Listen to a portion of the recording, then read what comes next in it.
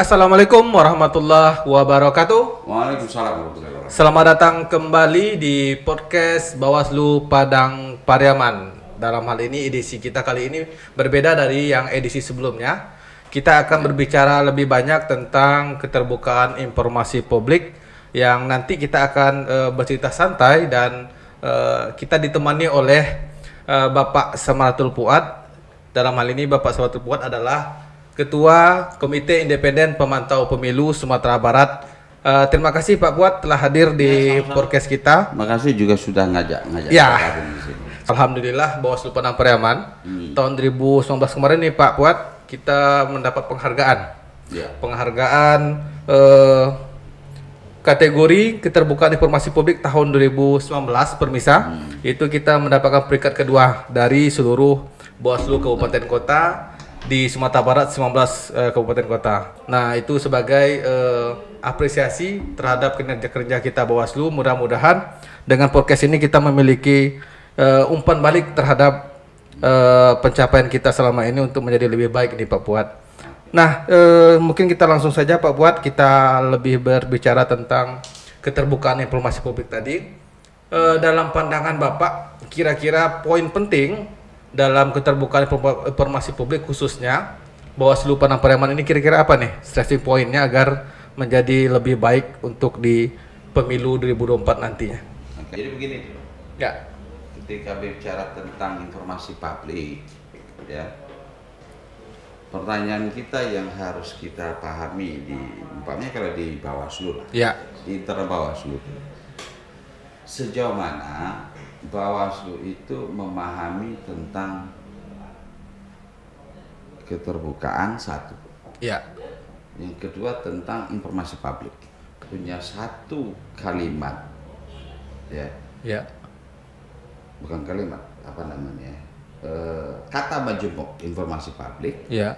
dan satu kata keterbukaan. Keterbukaan. Berarti dua hal yang berbeda nih Pak Fuad ya? Dua hal yang berbeda. Dua hal Jadi berbeda. begini, yang disebut dengan keterbukaan itu kita memahami apakah itu kalimat pasif Ya. atau aktif. Tapi kayaknya aktif ya? Nah, Ya. kalau kita memahami bahwa keterbukaan itu suatu aktif, Aktif. berarti kita Ya. sebagai sebuah lembaga atau Bawaslu sebagai sebuah lembaga memahami bahwa kalau keterbukaan itu menjadi sebuah kata aktif, Ya. maka inisiasinya Ya. itu ada di Bawaslu. Oke. Nah, sekarang pertanyaan kita adalah kita menyadari itu enggak?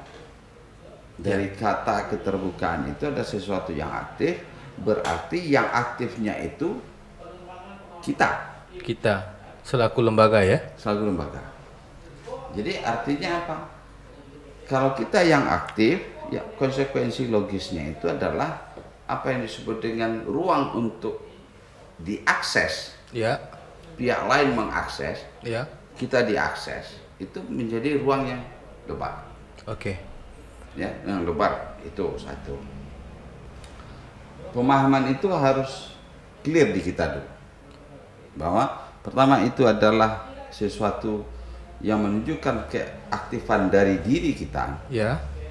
untuk bisa dikonekkan dengan pihak luar eksternal. Tapi sebentar Pak Fuad, kita coba untuk sedikit memfokuskan. Kalau memang itu adalah keaktifan dari lembaga, kalau untuk mengukur keaktifan itu apakah cukup dengan media yang telah dipakai, misalnya website dan media sosial, apakah hanya sekedar itu untuk menentukan keterbukaan Jadi itu? begini, kita kan tadi kan menyebut keterbukaan, Ya. itu kalimatnya aktif. Ya. Asal kata buka, Ya. terbuka. Asal kata buka, awalan kan gitu, Terbuka. akhiran ad dan seterusnya.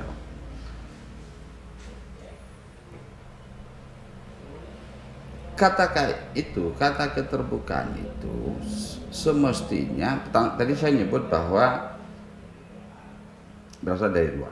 Ya. Oke. Terus dari dalam supaya Untuk orang luar keluar. bisa Diakses. mudah mengakses. Mengakses. Nah, sekarang kita pakai alatnya. Medianya. atau medianya. Ya. Tadi disebut media sosial. Oke. Kalau dalam perkembangan digital hari ini rata-rata Ya. tidak ada masyarakat kita dari generasi 40 ke bawah, umur 45 ke bawah atau 50 ke bawah Yang tidak memakai media sosial. yang tidak memakai media sosial. Rata-rata memakai semua. Rata-rata. Nah, pertanyaan kita, apakah cukup dengan media sosial? Sebenarnya cukup. Cukup ya. Sebenarnya cukup. Dengan catatan, Ya. ketika kita mengelola media sosial ini, kita harus melihat pangsa pasarnya di mana. Iya. Ya kan? Artinya begini, kalau kelembagaan Bawaslu, Padang Pariaman, itu kan tidak hanya bisa disebut bahwa yang mengaksesnya itu atau yang mengetahui itu, yang menerima publikasi itu, yang menerima informasi itu, pangsa pasar utamanya kan warga Padang Pariaman, Ya. misalkan. Pertanyaan, dari sekian banyak media apa yang paling banyak diakses oleh kelompok-kelompok masyarakat? Umpamanya ada Facebook, Ada. ada Instagram. Ya, ada. Apalagi media sosial yang kita pakai? Kita Twitter. pakai kemudian WA. Twitter, Ada Twitter, ada di YouTube YouTube. dan segala macam. Nah, pemahaman kita ini segmentasi pangsa pasar dari sekian media itu kita sudah punya apa enggak? Kita punya atau belum? Iya, Segmentasinya. Kalau YouTube kira-kira berdasarkan hasil survei acak-acak kita, Ya. acak lah itu umpamanya. Ternyata yang mengakses itu ternyata banyak kalangan terpelajar. Untuk yang YouTube YouTube. umpamanya. Oke. Ini umpamanya ya. Twitter ini agak lebih serius karena apa? Kalimatnya, katanya itu dibatasi di situ. Ya. Berarti orang yang agak lebih terpelajar lagi. Poinnya itu strike langsung, tidak banyak bumbu-bumbunya, jelas tegas di situ. Nah, ini pangsa pasarnya kalangannya mana di Padang Pariaman? Twitter. Facebook kalangannya mana? Instagram kalangan mana?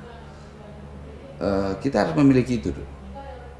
Ya, satu syaratnya. Syarat yang kedua itu adalah soal frekuensi dan masifikasi.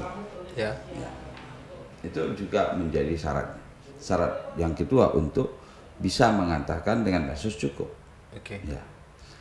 Yang ketiga itu medsosnya itu adalah soal tampilannya. Apa namanya itu ya? Lebih kepada Tampilan, layout kah Ya. namanya? Kalau dia berbentuk tulisan, ya. pilihan kata dan kalimat yang enak, yang mudah dipahami oleh berbagai kalangan. Iya. Itu kan bisa kita lihat dari tampilan-tampilan. Saya ambil contoh. Kita lagi mempublikasi satu foto kegiatan. Oke. Misalnya kegiatan pengawasan lah ya. Kegiatan Oke. pengawasan. Oke. Tapi substansinya, umpamanya, dalam penjelasan foto itu, Ya. substansi dari kegiatan pengawasan itu apa? Pangsa pasarnya siapa? Audiennya siapa? Ya. Materi pokoknya apa? Kemudian kesimpulan akhirnya apa? Sampai ke situ, Pak ya. Menurut saya, Oke. Karena gini, Pak, kita di medsos kadang kita tidak bisa membayangkan siapa yang akan melihat medsos kita. bukan gitu maksud saya. Saya bukan medsosnya. Oke. Maksud saya begini, umpamanya kita tampilkan sebuah foto. Ya. Foto kegiatan Bawaslu Padang Pariaman. Ya. Itu kan kita kasih penjelasan di situ. Betul. Kegiatan A, kegiatan B, dan seterusnya. Betul. Tetapi yang sering saya lihat Ya. di tempat lain dan di beberapa medsos yang lain itu hanya judul kegiatan. Judul Hanya kegiatan, judulnya saja ya. kegiatan. Tapi audiennya apa? Materinya apa? Oh, gitu. Hasil akhirnya apa? Atau substansi konten. materinya apa? Iya. Konten. Jadi konten isi dari penjelasan dari sebuah foto yang kita publish umpamanya lewat Facebook atau lewat Instagram. Iya. Itu menurut saya jadi problem. Betul. Dan saya sangat sering menemukan umpamanya kalau dia menyebut undang-undang tidak menjelaskan pasal yang mana di undang-undang. Iya. Karena satu hal juga yang harus kita pahami, selain berfungsi untuk mempublikasikan aktivitas itu, umpamanya kalau Iya. kita mempublish di medsos itu, tetapi juga harus kita sadari itu juga bagian dari pendidikan politik untuk masyarakat. Nah, masyarakat kita itu dia tahu undang-undang, Iya. tapi isinya dari masing-masing pasal. Poin yang ingin kita umpamanya, sampaikan tuh tidak ketemu akhirnya dinya kan? Iya. Kalau hanya sekedar judul. hanya judul saja. Ini aturan undang-undang mana? Di pasal sekian ayat sekian tentang ini sama macam. Iya. Jadi masyarakat pun tahu ini ada undang-undangnya, Betul. ada aturannya. Berarti ini kan tidak pintar-pintarnya Bawaslu saja, memang ada aturannya mengatur tentang ini tentang itu. Tapi pernah loh Pak Fuad, kita 2019, tapi ini bukan konteks media sosial ya, tapi Ya. media reklame kita pasang di setiap sekolah. Itu ada sekitar 3 sekolah di Kabupaten Padang Pariaman dan 1 baliho besar. Dalam baliho itu kita muat politik uang dipidana Oke. besar. Kemudian kita juga cantumkan pasal-pasalnya di bawah. Nah, bagi kita menilai, kita orang internal ya, menurut kami atau menurut kita Bawaslu itu sudah cukup bisa menyampaikan pesan bahwasanya politik uang itu bisa dipidana. Oke. Oke.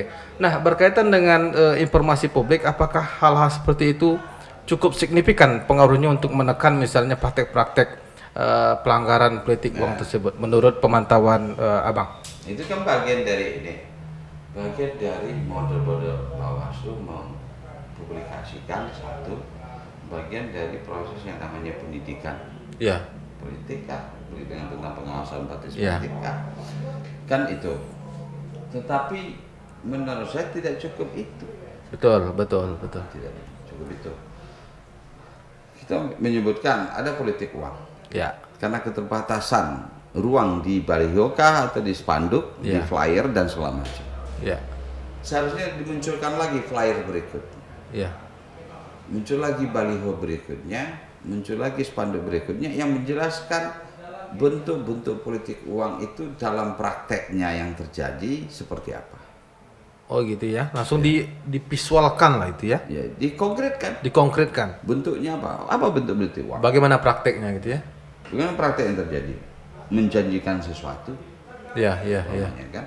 Memberikan sesuatu barang, apalagi uang, Ya, ya. apalagi yang mau diberikan dalam bentuk hadiah tertentu, Hadiah tertentu, janji-janji tertentu. janji tertentu, hadiahnya yang seperti apa. Nah, berarti spanduk berikut, baliho berikut itu adalah nyambung dengan baliho yang pertama, Betul. nyambung dengan spanduk yang pertama, nyambung dengan flyer. Berkelanjutan ya. Berkelanjutan, itu yang saya maksudkan. Syarat yang keduanya tadi, syarat yang ketiga itu soal keberlanjutannya, Berlanjutannya. terus nanti soal volumenya, Belum ya. jumlahnya di mana, Masif tempatnya atau di mana, tidak? masifikasi dari publikasi. Nah itu Pak. Kemudian yang berikutnya itu ya, kita sebut soal informasi publik itu.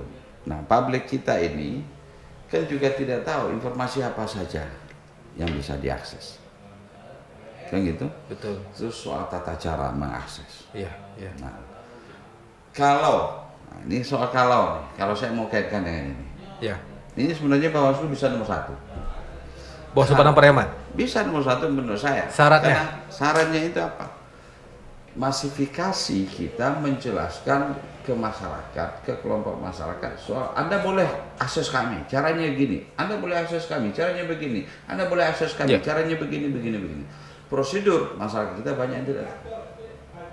Prosedur ya. Bukankah menjadi satu prestasi menurut saya Ya. kalau banyak masyarakat yang datang ke Bawaslu dan Bawaslu sibuk melayani masyarakat yang meminta informasi. Iya, iya. Bukankah itu sebuah prestasi? Prestasi karena ada partisipasi dari masyarakat. Bukti wujud bahwa Bawaslu bisa menggerakkan masyarakat untuk mengakses. Mengakses Nah, sama dengan tagline-nya Bawaslu. bersama rakyat, Nah, awas itu. jadi menerjemahkan. Jadi makin banyak yang datang mengakses informasi publik itu, makin banyak, makin bagus. Iya. Nah, itu satu. Yang kedua, ada kekurangan kita. Kekurangan Apa kita kriteria? yang saya lihat. Kinerja. Soal publikasi kinerja. Publikasi begini. kinerja. Bawaslu itu kan juga memiliki pertanggungjawaban publik namanya. Betul, betul. kerja yang sudah dicapai oleh Bawaslu itu seperti apa, bagaimana, apa yang menjadi target yang sudah tercapai. Kita ambil contoh, saya ambil contoh. Ya. Informasi publik itu, Bawaslu mengadakan pendidikan pengawasan partisipatif. Ya. Kita bisa cek di website Bawaslu kah atau di media sosial Bawaslu segala macam. Ya. Adakah data umpamanya yang sudah diberikan pendidikan pengawasan partisipatif total separiaman pada saat pilkada kemarin umpamanya. Pada saat Pileg Pilpres 2019. Bahwa Bawaslu sudah melakukan pendidikan pengawasan partisipatif dengan segmen pemilih pemula sekian orang umpamanya, kelompok rentan sekian orang total seluruhnya separiaman di sekian banyak kelompok masyarakat penerima manfaat daripada pendidikan pengawasan partisipatif itu sudah mencapai 3.000 orang, 10.000 orang sebarannya ini sampai data itu yang dilampirkan. Menurut saya itu artinya apa? Ini loh yang sudah dicapai oleh Bawaslu di kecamatan, berapa kecamatan? 17. Nah, 17 kecamatan ini ternyata sudah diakses oleh Bawaslu, sudah diberi ruang oleh Bawaslu, sudah diberikan pendidikan pengawasan partisipatif di seluruh kecamatan dengan jumlah total pesertanya ini. Sebarannya ini, kelompoknya ini. Tapi gini loh Bang, kadang-kadang ada seperti dua sisi mata uang. Ketika kita memaparkan data, justru orang menilai bahwasanya data sekian tidak relevan dengan kinerja sebuah lembaga. Takut itu, kadang-kadang orang berpikir seperti itu. Apakah itu nanti akan berefek tentang pemetaan kinerja yang dalam sisi buruknya atau bagaimana nanti takutnya? Berarti kan nanti orang ada asumsi atau perkiraan kita, orang melihat bahwa capaian Bawaslu hanya segitu loh. Segitu. Yang itu. Ya. Oke. Pertanyaan itu justru menjadi ruang bagi Bawaslu menjelaskan. Kenapa begitu gitu ya? Kenapa hasilnya ini? Kan gitu? Iya. Ini tentu menjadi kaca pembanding umpamanya. Umpamanya begini. Pilpres kemarin, pendidikan partisipatif masyarakat audiennya atau masyarakat yang sudah mendapatkan pendidikan pengawasan partisipatif 3.000. Betul. Kelompok penerima manfaatnya itu umpamanya 10. Pilkada kita bisa mencapai 5.000 misal. 5.000. Kelompoknya menjadi 15 kelompok. Pertanyaan saya, dibandingkan pilkada, terjadi peningkatan. Nah, berarti apa? Evaluasi warga, evaluasi masyarakat yang mengatakan jumlah yang dikerjakan oleh Bawaslu itu sedikit, kita terima dan kita perbaiki di saat di pilkada. Artinya apa? Masyarakat akan merasa bahwa kritik dia, saran dia itu ternyata bermanfaat bagi Bawaslu. Dan itu dilakukan perbaikan-perbaikan. Sehingga apa? Yang 10 kelompok menjadi 15 kelompok masyarakat. Yang 3.000 menjadi 5.000. Betul. Apalagi ditambah umpamanya. Nah, ini umpamanya. Ya. Ternyata terlibat pihak-pihak lain. Di pilkada di pileg kita tidak terlibat kelompok lain, masyarakat. Iya. Ternyata di sini kita melibatkan kelompok lain. Di pemilu pendidikan pengawasan partisipatif itu. Di pemilu hanya kelompok tertentu. Di pilkada ternyata sudah menyebar sebarannya. Sebarannya lebih banyak. Dan frekuensinya pun bertambah. Nah, artinya apa? Terjadi perubahan terus-menerus. Masyarakat kan menilai perubahannya terus-menerus terhadap Bawaslu. Kalau besok, kita hitung besok lagi, umpamanya kan? 2024 besok. Capaian kita di 2019 ini, 2020 pada saat pilkada kemarin ini. Di 2004 pada saat Pileg Pilpres, kita justru bisa mencapai 20 kelompok. Kemudian sebaran itu menjadi 7.000 umpama. Terus berlanjut dengan pilkada di bulan November 2024. Itu bertambah lagi. Artinya apa? Ternyata Bawaslu itu penilaian masyarakat Bawaslu mau belajar ya. Dari 3.000 menjadi 5.000, menjadi 7.000. Menjadi 8.000. Dari 10 kelompok dia bisa menjadi 25 kelompok. Betul. Dari tidak melibatkan pihak institusi yang ada di masyarakat, sekarang melibatkan di pilkada, melibatkan dua lembaga di pemilu Pilpres 2024 ternyata melibatkan 10 lembaga. 10 lembaga. Nah, Di itu pilkada gunanya. ternyata melibatkan kelompok-kelompok yang dianggap tidak dihitung di tingkat masyarakat. Apa contohnya? Ya. Ibu-ibu pedagang kaki lima, Iya. itu kan dia sibuk jualan ini kan sibuk itu. Ya, Tapi betul. kita bisa melibatkan kelompok mereka punya paguyuban kah namanya atau organisasi apa segala macam. Nah, informasi yang seperti ini harus dipublish menurut saya. Capaian-capaian itu bicara soal kinerja. Kinerja ya. Ya, jadi bukan soal Bawaslu sudah melakukan ini, itu kan hanya volume. Betul. Tapi kinerjanya di mana? Dari 3.000 ke 5.000, 7.000 sampai 8.000. 10 kelompok menjadi 25 kelompok. Capaian itu harus dipublish. Itu satu yang terkait dengan informasi publik. Kemudian apa? Siapa saja yang bisa mengakses? Informasi publik yang diakses oleh masyarakat itu juga harus dipublish oleh Bawaslu. Bagi saya, kalau saya menilai, ramai masyarakat yang datang minta akses data, Semakin baik. makin baik. Ramai masyarakat yang komplain ke Nah, Bawaslu. komplain ini nanti dulu, Bang. Gini, Komplain gini. apa dulu? Banyak masyarakat yang komplain. Kenapa di kecamatan itu Ya. bisa 3 kali pengadaan pendidikan pengawasan partisipatif? Ya. Kenapa di kecamatan kami hanya 2? Bawaslu tentu mempunyai pertimbangan satu Ya. untuk kenapa bisa di 3? Ini ternyata kerjasama loh dengan kerapatan adat nenek mama tokoh masyarakat dengan pemudanya. Maka 3 bisa di situ. Di kecamatan ini tidak ada pernah kita tawarkan kepada Bendokan Luang kan namanya, ibu-ibu PKK di Nagari kan namanya, kelompok Majelis Taklim kan namanya.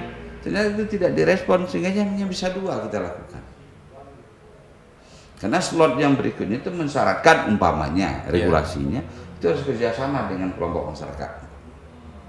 Informasi publik itu tidak hanya sebatas minta data kok Pak, baru datang data pemilih nama milih petang kok, tidak sebatas itu. Itu hanya sekedar itu. Tapi dalam informasi publik itu adalah dampak akhirnya itu adalah bagaimana mencerdaskan masyarakat. Betul. Dengan cerdas masyarakat ada partisipasi. Ketika ada partisipasi, di saat itulah Bawaslu ngomong kami bersama rakyat.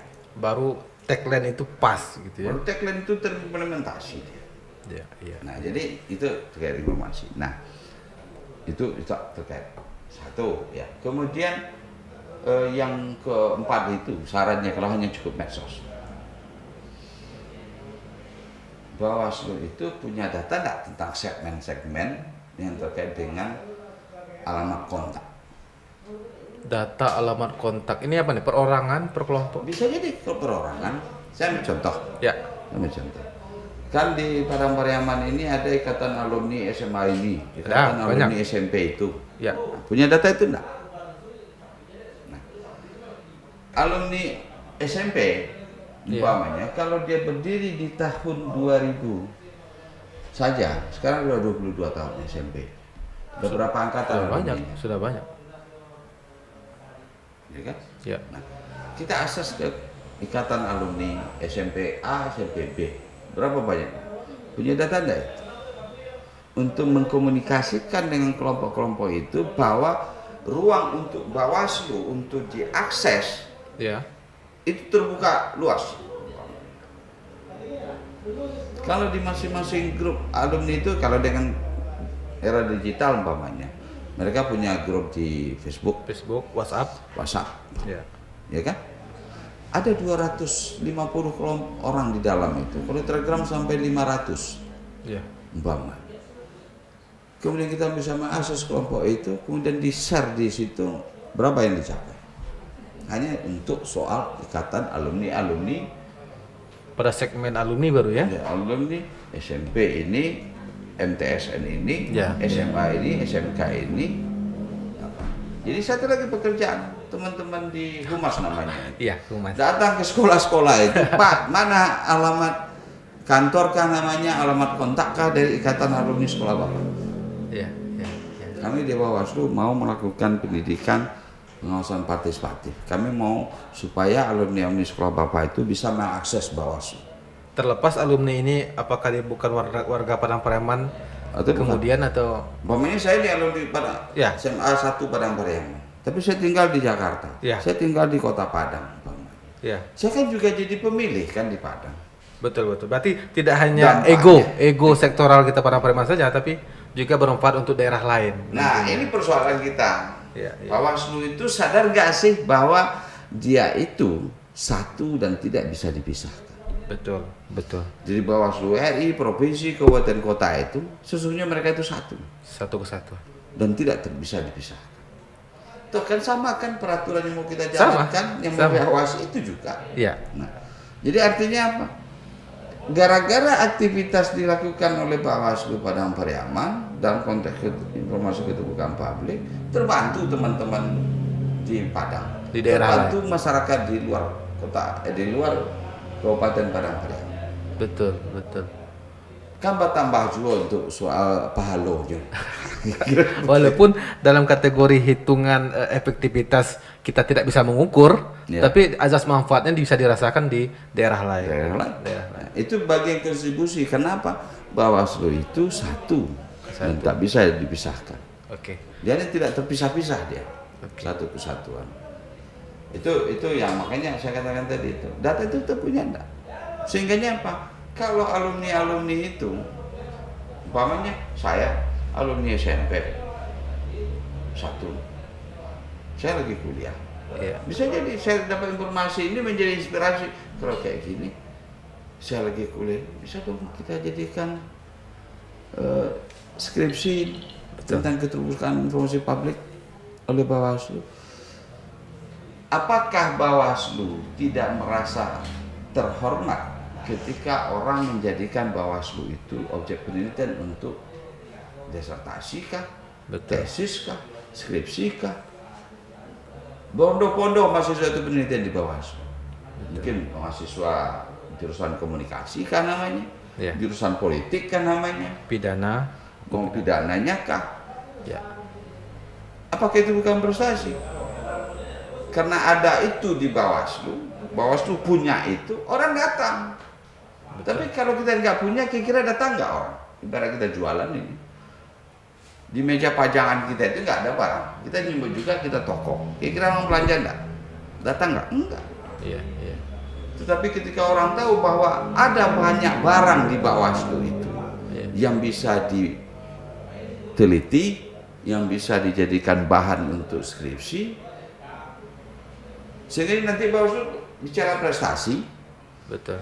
Kami di tahun ini untuk urusan pemilu saja, Pileg 2019 itu sudah 40 orang mahasiswa yang menjadikan bahan Penelitian. untuk pilkada sudah sekian. Mahasiswa ini segmen. Apakah itu bukan prestasi? Prestasi. Betul. Saya umpamanya begini. Kalau saya pribadi saya merasa bangga. Saya punya kantor hukum. Ya. Di kantor hukum saya itu sudah menjadi tempat penelitian dari kasus-kasus yang saya tangani, anak hukum banyak. Mulai dari skripsi, tesis, disertasi. Disertasi. Saya Tapi- punya kebanggaan begini, saya itu dokter di Ya. tempat saya penelitian. Karena data dari saya, maka dia Dari bisa saya. jadi selesai. Ada kebanggaan, karena kita ternyata bermanfaat loh sama orang. Iya, iya, iya. Secara akademis, dia tercerdasan dengan bahan yang kita miliki. Kalau saya mengatakan itu prestasi. Tapi kalau ada yang mengatakan tidak prestasi, mungkin perlu kita teliti cara berpikirnya. Kira-kira seperti itu. Baik Pak, tentu kita pengen atau ingin dalam sesi kali ini titik fokus dalam peran kehumasan dalam pengembangan atau peningkatan penguatan kelembagaan Bawaslu ini. Kira-kira apa stressing pointnya untuk meningkatkan peran Bawaslu ini dalam konteks kehumasan ini?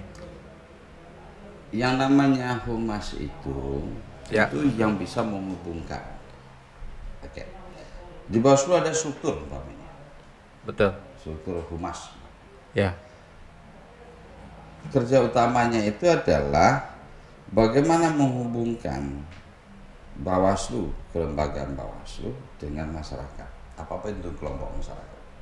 Berarti akan berkaitan dengan media nanti ya? Itu alatnya. Iya.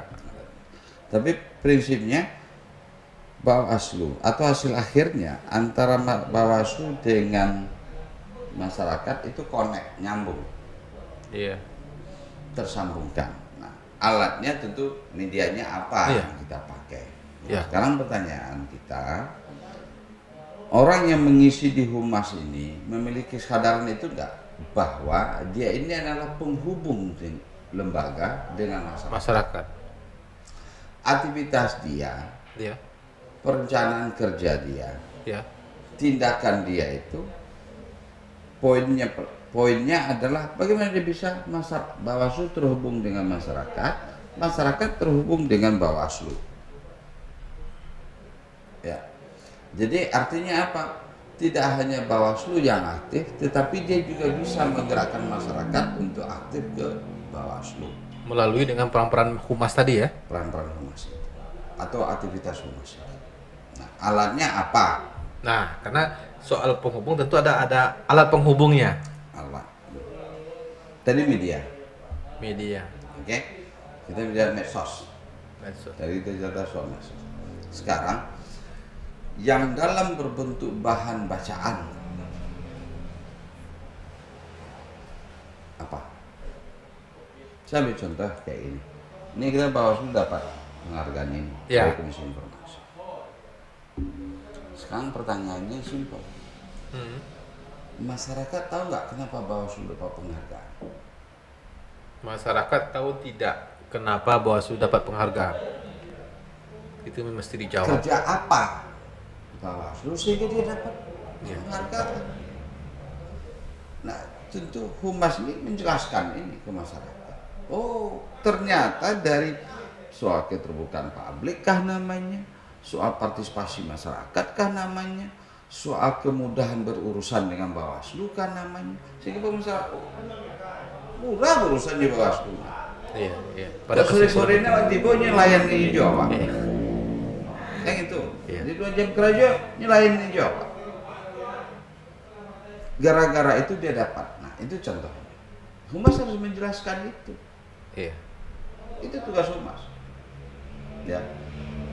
Kalau terkait dengan data aktivitas yang dikerjakan oleh Bawaslu itu Ya. informasi publik yang bisa diakses dan tanpa perlu datang. Tetapi harus dijelaskan kenapa Bawaslu itu berhasil. Jangan hanya bertanya kenapa Bawaslu itu gagal, tapi kenapa Bawaslu itu berhasil. Tugas humas menjelaskan. Nah, berkaitan dengan itu, Bang.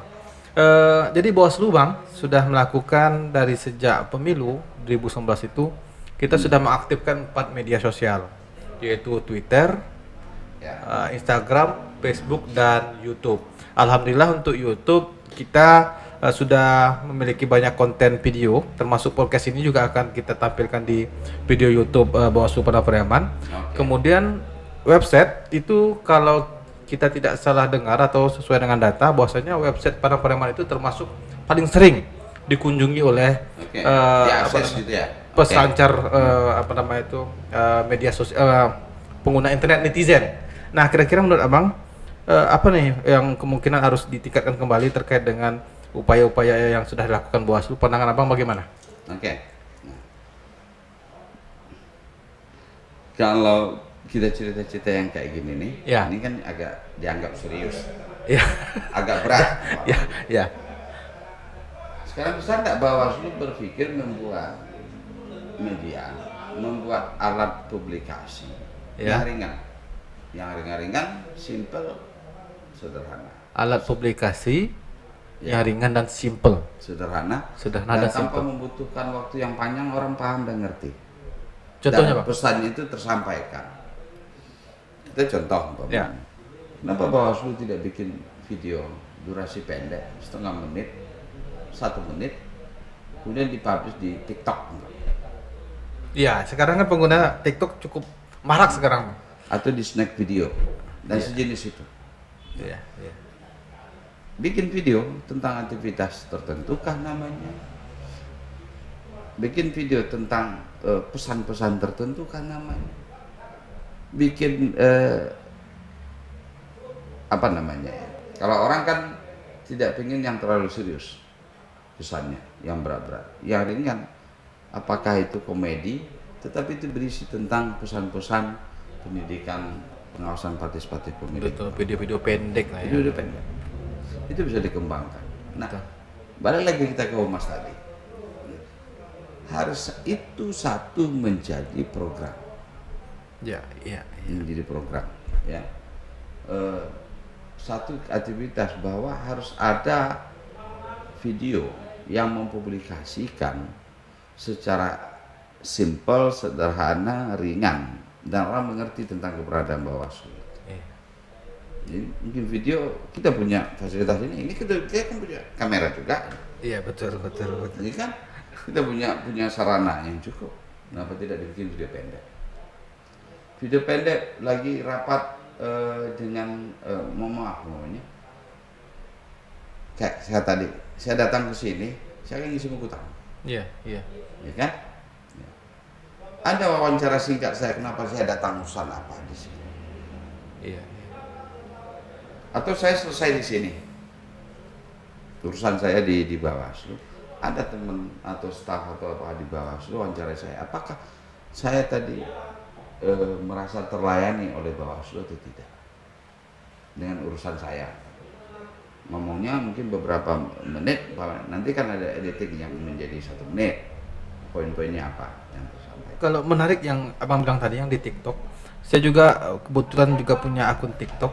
Memang untuk penyampaian informasi dengan media video yang pendek-pendek 15 detik, 20 detik itu justru lebih mengena bagi orang yang menonton karena dia apalagi di TikTok itu menyampaikan dengan varian-varian desain misalnya tampilan yang menarik dan lagu menarik Ya. sehingga orang cepat paham Dengan musiknya. musiknya Menarik. dan kadang-kadang memang lembaga banyak yang belum banyak lah untuk menyentuh segmen TikTok ini sebagai media kehumasan belum Tuh. banyak. Juga tidak mesti dalam bentuk video yang diperankan oleh beberapa orang Iya. atau wawancara, tetapi dalam bentuk potongan slide foto-foto yang menceritakan sesuatu, Iya, iya, iya. potongan foto yang menceritakan tentang sesuatu, atau dengan quote-quote Iya. itu bisa kita buat, Betul. Banyak varian yang bisa kita lakukan di situ. ya kan? Bahwa ini contoh umpamanya, kesejahteraan itu tidak akan pernah bisa tercapai kalau masyarakatnya tidak ngeh dengan pemilu, Nah, umpamanya, itu yang dipoles dengan ya kan? tampilan yang menarik nanti kan? Kejahatan pidana pemilu itu akan tumbuh kembang kalau partisipasi masyarakat Rendah. ada quote-quote yang seperti itu, Iya, iya. dan itu ditampilkan berbentuk foto, mungkin keluar di Instagram, di Facebook, tetapi di rangkaian foto-foto mungkin keluarnya di TikTok, Snack Video dan lain sebagainya. Betul, betul. Kenapa tidak buat seperti itu? Nanti latar gambarnya apa? Satu, ada objek wisata di Padang Pariaman. Nah, itu juga bisa dikombinasikan dengan apa ya? Dikasihkan itu. Apa objek wisata? Mau pantai kek, mau yang ada gunung-gunung kek, air terjun kek, sungai yang jernih kek. Tinggal tulis saja. Ini foto sungai apa, lokasi di situ. Iya. Bagian dari kontribusi Bawaslu mempromosikan wisata daerah. Iya. Tujuan Bawaslu dengan golkar dengan pemilu itu juga bisa. Berarti memang peran humas ini sangat penting terhadap Itu dia. peradaan lembaga ini. Baik buruknya satu lembaga itu sebenarnya tergantung kepada humas. Humas ya. Kemampuan berkomunikasi secara langsung, visual, audio dan lain sebagainya itu ditentukan oleh humas. Humas. Apapun hasilnya Bawaslu ini kayak ini Bawaslu dapat penghargaan. Ya. Ini tidak akan ada arti apa-apa. Kalau tidak Masyarakat tidak tahu kenapa Bawaslu mendapatkan penghargaan. mendapat penghargaan. Siapa kerja itu? Humas. Humas. Itu. Data unsur publik umpama. Kinerja Bawaslu itu kalau hanya disebutkan kegiatan-kegiatan tidak capaian juga tidak akan mendapatkan respect di tingkat masyarakat. Betul, betul. Karena itu kan kegiatannya. Iya. Kadang yang menarik ya, fenomena yang terjadi itu hanya menampilkan judul Bawaslu mengunjungi kantor A, langsung ditampil dengan foto-foto. Narasi setelah itu tidak dimuat sehingga urusan apa, ya, hasilnya apa, ya, hasil kunjungan itu apa. itu menjadi evaluasi untuk seluruh lembaga lah mungkin tuh Bang ya. Ya. Tidak hanya Bawaslu dan Saya lihat itu cukup banyak kok di teman-teman di lembaga di Instagram atau di Facebook teman-teman Bawaslu yang Iya, termasuk juga KPU. iya. Jadi poinnya itu dijelaskan apa hasil apa yang dikerjakan, siapa yang terlibat, apa hasilnya. Apa hasilnya? Dan kalau mama masih memungkinkan, berikutnya apa? Apa rencana selanjutnya Ya, itu ya? selanjutnya. Nah, itu tambah lagi quote-quote yang terkait dengan pemilu. Belum ada satupun saya lihat Bawaslu apapun di Indonesia yang memiliki quote-quote itu. Bawaslu Kabupaten Padang Breman bisa bikin quote itu terkait dengan pemilu. Sambil mempromosikan kondisi daerah, sambil mempromosikan suasana pemilihan, sambil mempromosikan suasana pengawasan yang dilakukan oleh Bawaslu. Ada quote-nya. Dan itu bersifat flyer lah ya, bisa dibagi-bagi. Flyer dan bisa dibagi. Yang kedua ada bahan bacaan yang harus dibaca oleh masyarakat.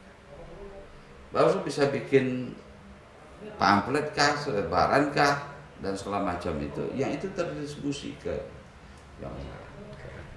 Saya simpel saja, ini kita karena di jalan lintas, di tempat itu saja ada 1-2 orang bikin flyer kepada masyarakat bahwa Bawaslu hari ini lagi melakukan pengawasan tentang pendataan pemilih. Ya. Bagi masyarakat yang begini begitu clear, harus lakukan ini yang bisa dibantu oleh Bawaslu yang tidak terdaftar. Berdiri di depan itu. Tapi kalau sudah kita lakukan Bang, kita membuka posko-posko berupa posko-posko yang kita lakukan. Tapi memang untuk selanjutnya mesti ditingkatkan kembali tidak lah ya. mesti posko juga. Kan konteksnya bukan dalam jangka yang pendek, jangka yang panjang kalau terkait dengan daftar pemilih. Tetapi masyarakat tahu bahwa Bawaslu lagi melakukan ini. Kalau ada yang seperti ini, silakan sampaikan ke Bawaslu. Jadi orang melihat kantor ini tidak melihat ini kantor Bawaslu, tapi apa kegiatannya orang tidak tahu. Apa yang lagi dilakukannya. Masyarakat sekitar juga tidak tahu. Iya. Keberadaan kantor atau sekretariat Bawaslu ini tentu juga harus mendapatkan dukungan dari masyarakat sekitar. Iya, Dan mesti. masyarakat sekitar mengerti, tahu apa yang kita kerjakan. Nah, hal-hal yang seperti itu yang menurut saya harus dilakukan oleh teman-teman yang mengurusi soal humas. Sehingga apa? Bawaslu itu terhubung dengan masyarakat, masyarakat terhubung dengan Bawaslu. Iya. Jadi tidak seperti di TV saja kita mau ada berita ditonton atau nggak ditonton terserah. Yang penting beritanya udah. Iya. Kira gitu. Menarik Bang sebenarnya karena berkaitan dengan kehumasan, pemberitaan dan bagaimana mengikut sertakan masyarakat untuk terlibat aktif dalam pengawasan pemilu ini memang cerita yang panjang untuk kita kupas lebih lanjut, tapi memang waktu juga yang membatasi kita ini Bang. Oke. Demikianlah diskusi ringan kita dengan Bapak Samaratul Fuad selaku Ketua Komite Independen Pemantau Pemilu Sumatera Barat. Dalam sesi ini kita bisa menyimpulkan bahwasanya peran kehumasan dalam sebuah lembaga itu sangat penting dan itu menjadi citra atau muka dari sebuah lembaga untuk bagaimana meningkatkan partisipasi masyarakat dan sebagai pendidikan terhadap masyarakat dalam hal kinerja-kinerja dan capaian-capaian yang mesti dilakukan dan telah dilakukan. Mudah-mudahan kita akan ketemu kembali di sesi selanjutnya. Dan terima kasih banyak Abang Fuad telah hadir di sama-sama juga sudah ngajak-ngajak. ya. Mudah-mudahan kita bisa bertemu kembali dalam dalam pemilu 2024 yang akan datang. Saya akhiri, billahi taufiq wal hidayah. Assalamualaikum warahmatullahi wabarakatuh. Waalaikumsalam.